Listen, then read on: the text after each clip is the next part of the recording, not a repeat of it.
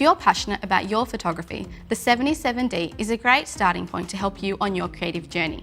In this video, we're going to have a deeper look at some of the features and functions of the camera and give you some tips and tricks to help you get more out of your camera. So let's get started. One of my favourite features in the 77D is the guided display. It helps to preempt what technical settings you might need to set in the camera to ensure a particular creative outcome.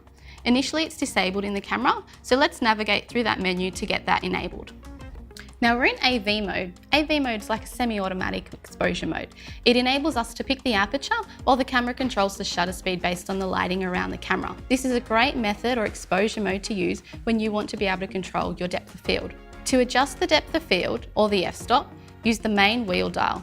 As you can see, as I change the f-stop, the camera gives me information about what that f-stop might be best suited for.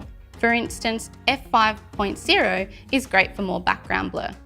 Let's do a little comparison. As you can see, I've set up a little composition in front of me, and we're going to take two different shots, one with a shallow depth of field and one with a narrower f-stop, which will give us more detail. So as we change our f-stop, we should be able to see more and more detail creep into the scene. So the first photograph we took at f-stop 5.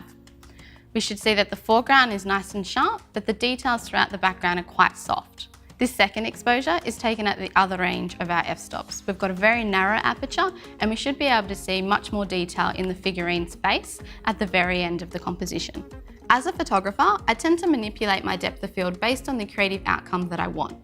For instance, if I'm shooting a portrait and I want my subject to be nice and sharp, but I want to reduce the clutter and detail in the background, I might shoot with a shallow depth of field. So f5, f5.6, f3.5, and that'll enable me to keep my subject nice and sharp, but blur out some of the distracting elements in the background or soften the background.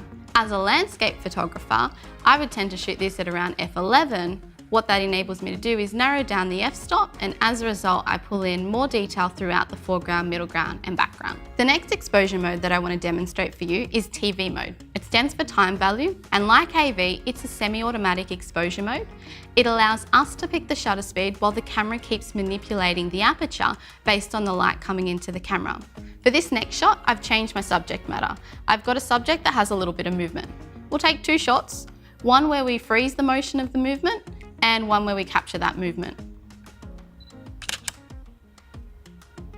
That was shot at an 800th of a second, and if I look back at that image, the shutter opens and closes fast enough to freeze any movement. This next shot, I've slowed the shutter speed right down. I'm shooting at a 1/10 of a second, and I anticipate there'll be a bit of motion blur in this shot. Now, if I review that, you can see that the base of the subject is perfectly still because it's not moving, but the top of my subject is bouncing around and the subject's blown out. This is a suitable shutter speed for faster moving subjects. Ensuring that we have sharp focus throughout all our images is critical. On the side of the lens, you'll notice that you have the option to shoot in manual focus or autofocus. I'm going to select autofocus. The camera also has the ability to manipulate the autofocus mode.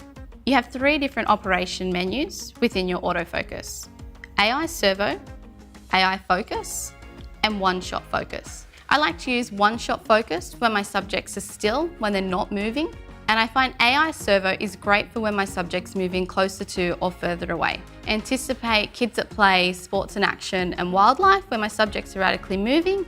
AI servo helps me better track that subject. You'll also notice that your camera has a number of focus points you can utilize. You can select to utilize one or several by changing the focus point you select or the zones. Your camera is also capable of capturing great video footage. To begin, we need to turn on video mode, which is right next to the on and off switch. To begin recording, simply press the camera button with the red dot just above it. While the camera is recording, you'll see that there's a red dot in the top right of the LCD screen. When you're done recording, press the same button. Your camera also has what's called video snapshot mode. It enables you to shoot short snapshots of video and then stitches them together in an album for you. So you can play back a video as a montage rather than needing to cut together a timeline. Let's navigate to that menu.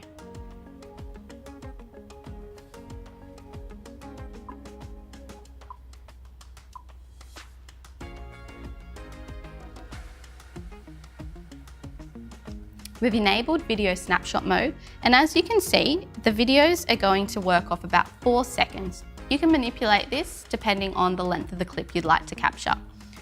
As we play back these clips, you'll notice that the camera stitches them together for you.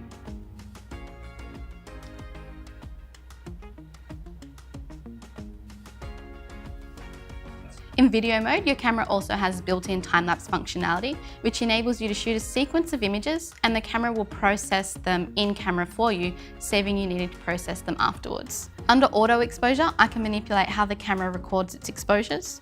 If I want my exposure to be consistent throughout the frame, select fixed first frame.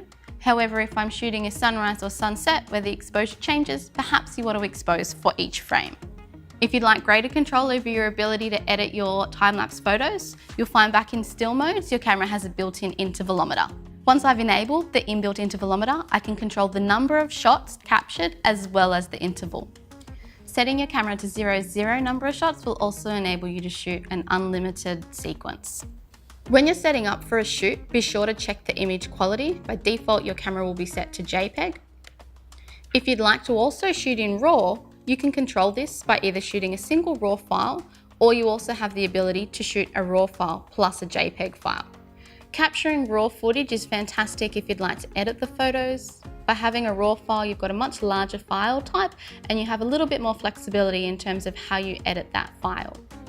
If you're only shooting JPEG, it's best to try and get as much right in camera rather than trying to edit it afterwards. When shooting in live view rather than through the viewfinder, there are a few functions that you can take advantage of to ensure that you get tack-sharp shots and accurate focus. To establish live view, simply press this button. Within the menu, there are a number of ways which we can better control our focus. AF method will enable me to control the way my autofocus works in live view mode.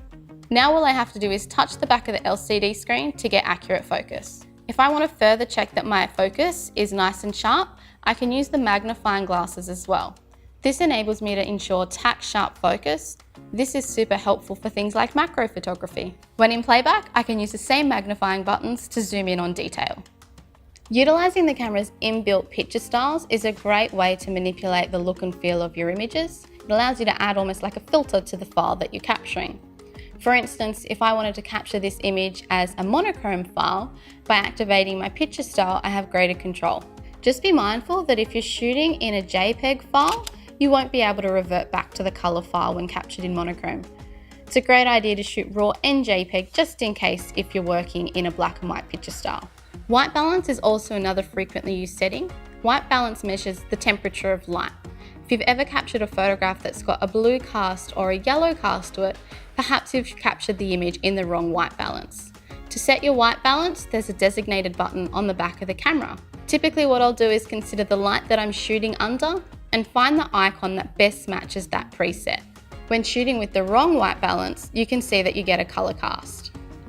If you've ever needed to set up high-speed burst shooting or timers within your camera, just hit the drive button on the back of the camera.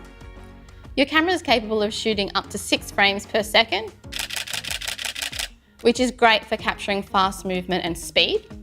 Your camera also has a number of built-in timers. Great for putting yourself in the picture or for when you need to shoot hands-free. I hope this has helped you get a little bit more familiar with your 77D. Now it's time for you to get out there and practice.